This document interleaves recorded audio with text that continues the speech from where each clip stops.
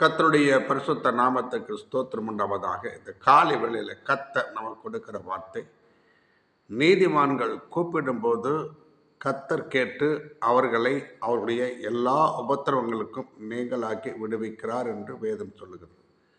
நீதிமான்களை கர்த்தர் ஒருபோது கைவிட மாட்டார். நீதிமானுடைய சந்ததி அப்பத்துக்கு இறந்து திரிவதில்லை.